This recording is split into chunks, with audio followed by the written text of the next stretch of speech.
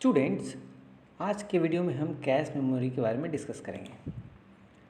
Computer के different types जैसे PC, main frame, mini computer या सर्वर इत्यादि में इसका मदरबोर्ड जो एक बेहद ख़ास पार्ट होता है, इसी में लगभग सभी कंपोनेंट्स अवेलेबल होते हैं, जैसे कि सीपीयू यानी प्रोसेसर और मेमोरी आईसीस। तो चलिए बात करते हैं कि कैश मेमोरी होता क्या है। अगर हम किसी भी कंप्यूटर के मदरबोर्ड को विजुअलाइज करें तो इसमें हम सीपीयू यानी सेंट्रल प्रोसेसिंग यूनिट और मेन मेमोरी इन दोनों के बीच कैश मेमोरी की स्थिति या अवेलेबिलिटी को देख पाएंगे। यहाँ पर सीपीयू जिसे हम प्रोसेसर कहते हैं एक इंटीग्रेटेड सर्किट के फॉर्म में अवेलेबल होता है। कंप्यूटर की मेन मेमोरी में यूज़ होने वाले हार्डवेयर का नाम dynamic random access memory DRAM है, जबकि कैश मेमोरी के लिए यूज किए जाने वाले एक्चुअल हार्डवेयर को high speed static random access memory कहा जाता है। अब इस DRAM या मेन मेमोरी में होता क्या है, एड्रेसेस होते हैं और इन एड्रेसेस में वर्ड्स अवेलेबल होते हैं। यहाँ पे हम देख सकते हैं कि इन मेमोरी लोकेशंस में जैसे कि W0, W1 से लेके WF तक रिप्रेजेंट किया गया है। तो इन लोकेशंस की भी एक साइज़ होती है और इसमें वर्ड्स की भी साइज़ होती है। तो ये वर्ड्स 1 बाइट, 2 बाइट, 3 बाइट या ये डिपेंड करता है मेन मेमोरी के ऊपर। अब इसके कुछ इम्पोर्टेंट पॉइंट्स को समझते हैं। Cache memory chip based computer component होता है जो कि इंटीग्रेटेड सर्किट के फॉर्म में अवेलेबल होता है, जो कंप्यूटर की मेमोरी से डेटा को और अधिक प्रोफिशिएंट बनाता है। अब इसे सीपीयू मेमोरी भी कहा जाता है।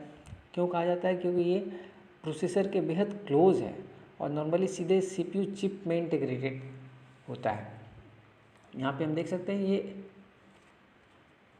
यहाँ पे हम देख सकते हैं कि ये जो कैश है, कैश इस प्रोसेसर के साथ इंटीग्रेटेड होता है या एक अलग चिप पर भी इसको रखा जा सकता है। मतलब ये डिफरेंट बसेस के थ्रू इंटरकनेक्ट होता है। कैश मेमोरी एक हम कह सकते हैं कि एक स्टोरेज एरिया है, लेकिन ये स्टोरेज एरिया क्या है, एक टेम्पररी स्टोरेज एरिया है जिसे हम कैश के रूप में जानते हैं। तो कैश मेमोरी की जो स्टोरेज एरिया है ये कंप्यूटर प्रोसेसर इजीली यहाँ पे डेटा को फिर से प्राप्त कर सकता है। कंप्यूटर के मेन मेमोरी रिसोर्स के कंपैरिजन में प्रोसेसर के लिए अधिक आसानी से ये अवेलेबल होता है, क्योंकि यह सीपीयू चिप में इंटीग्रेटेड होता है और इसीलिए यह अधिक एक्सेसिबल है और इफ़िशियंसी बढ़ाने में सक्षम है, क्योंकि हम देख सकते हैं कि ये फिज़िकली प्रोसेसर के पास में ही होता है। तो जी हाँ, इसका जो स्टोरेज है वो काफ़ी कम होता है, लेकिन ये बहुत काम की मेमोरी है। अब चलिए बात करते हैं कि भाई ये काम कैसे करता है। तो इंफॉर्मेशन, डेटा और प्रोग्राम जिसे सीपीयू नॉर्मली यूज़ करता है उसे कैश मेमोरी टेम्पोरली अपने पास स्टोर करके रखता है। तो यहाँ पर जो भी इंफॉर्मेशन जिसे प्रोसेसर ढूंढ रहा है, जिसे चाहिए, वो प्रोसेसर द्वारा मेमोरी में आने वाली अधिकांश फ्यूचर एंट्री यहाँ पे हाल ही में एक्सेस किए जाने वाले लोकेशंस होंगे। इसीलिए कैश ऑटोमेटिकली क्या करता है, ये मेन मेमोरी से हाल ही में यूज़ किए गए कुछ वर्ड्स की एक कॉपी अपने पास रखता है। कंप्यूटर में यदि कैश ये ठीक से डिज़ाइन किया गया है तो ज़्यादातर समय प्रोसेसर मेमोरी वर्ड्स को रिक्वेस्ट करेगा जो पहले से ही कैश में यहाँ पे अवेलेबल हैं। या हम यूँ कह सकते हैं कि कैश में मेन मेमोरी के कुछ पोर्शंस की कॉपी होती है। जब प्रोसेसर मेमोरी के एक वर्ड को यहाँ से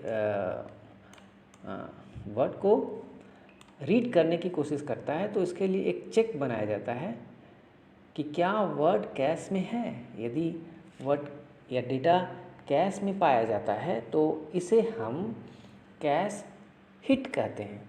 अब मान लीजिए वो जो वर्ड डेटा जिसे प्रोसेसर ढूंढ रहा है चाहिए, अब यदि कैश के पास प्रोसेसर की रिक्वायर्ड डेटा वो नहीं है तो यह कैश मिस कहलाता है। और इस सिचुएशन में सीपीयू फर्दर अवेलेबल कैश हो सकता है या फिर हार्ड ड्राइव में उसे सर्च करता है। अब यहाँ पे लोकेलिटी ऑफ रेफरेंस, जिसके कारण पॉसिबिलिटी होती है कि उसी मेमोरी लोकेशन या ब्लॉक में डिफरेंट वर्ड्स के फ्यूचर रेफरेंस होंगे। तो या हम यूँ कह सकते हैं कि जो भी वर्ड कंप्यूटर के परफॉर्मेंस को इम्प्रूव करने के लिए कैश मेमोरी जो उस वर्ड या जो भी इंफॉर्मेशन यहाँ पे चाहिए, तो मेमोरी की एबिलिटी उस लोकेलिटी ऑफ रेफरेंस के कॉन्सेप्ट पर डिपेंड करेगी या करती है। यहाँ पे लोकेलिटी एक डिफरेंट सिचुएशन को रिप्रेजेंट करता है जो एक सिस्टम को ज़्यादा से ज़्यादा उम्मीद के मुताबिक बनाता है। कैश मेमोरी इन्हीं सिचुएशन का एडवांटेज लेकर मेमोरी एक्सेस का एक पैटर्न बनाता है। तो कैश के लिए कई टाइप्स की लोकेशंस हैं, जैसे कि टेम्पोरल लोकेलिटी, जब इक्वल रिसोर्सेज को कम समय में बार बार एक्सेस किया जाता है तब इसका यूज़ होता है। दूसरी है स्पेशल लोकेलिटी, डिफरेंट डेटा और रिसोर्सेज को एक्सेस करने के बारे में ये बताता है जो कि एक दूसरे के पास है। तो कैश मेमोरी के टाइप्स क्या क्या हैं, तो हमने सारे ब्लॉक्स में देखा कि कैश मेमोरी में एल से रिप्रेजेंट किया जाता है। तो यहाँ पे एल का मतलब लेवल है, जिससे level 1 L1, level 2 L2, level 3 L3 या फर्दर भी लेवल्स हो सकते हैं। ये डिपेंड करता है रिक्वायरमेंट पे। तो L1 कैश क्या है? L1 कैश जिसे हम प्राइमरी कैश कहते हैं, जो एक्सट्रीमली फास्ट होता है बट रिलेटिवली स्मॉल होता है। तो यूजुअली यहाँ पे हम देखते हैं कि L1 जो है, L1 ये प्रोसेसर के बेहद नज़दीक है। तो यूजुअली प्रोसेसर चिप के साथ ये एम्बेडेड होता है। जबकि L2 कैश में, जिसे हम सेकेंडरी कैश कहते हैं, इसकी कैपेसिटी L1 से ज़्यादा होती है। L2 CPU के साथ एम्बेडेड हो सकता है या नहीं भी हो सकता है, या एक सेपरेट चिप भी हो सकता है। अब L3 कैश क्या है? L3 यूजुअली इसकी स्पीड DRAM से डबल होती है। तो यहाँ पे हम देख सकते हैं कि जैसे जैसे ये cases L1, L2, L3 CPU यानी प्रोसेसर से स्टार्ट होकर मेन मेमोरी की ओर बढ़ते हैं, इनकी कैपेसिटी बढ़ती जाती है। लेकिन सबसे फास्टेस्ट यहाँ पे L1 कैश है, जो कि प्रोसेसर के बिल्कुल नज़दीक है। तो इस एग्जांपल में बताया गया है कि L1, L2, L3 कैश का किस किस प्रोसेसर में यूज़ किया गया है। देख सकते हैं इंटेल 80486 में L1 कैश की अवेलेबिलिटी है। पेंटियम 4 जो कि 2000 में अवेलेबल हुआ था, जो पीसी और सर्वर के रूप में अवेलेबल है। तो इसमें L1 कैश और L2 कैश है। इटानियम जो कि पीसी सर्वर है, जो 2001 में अवेलेबल हुआ, तो इसमें L1, L2 और L3 तीनों कैश अवेलेबल है। तो यहाँ हम देख सकते हैं कि यहाँ पे जो 8 KB या फिर 16 KB ये इंस्ट्रक्शन कैश और डेटा कैश के बारे में बताया गया है। Thank you.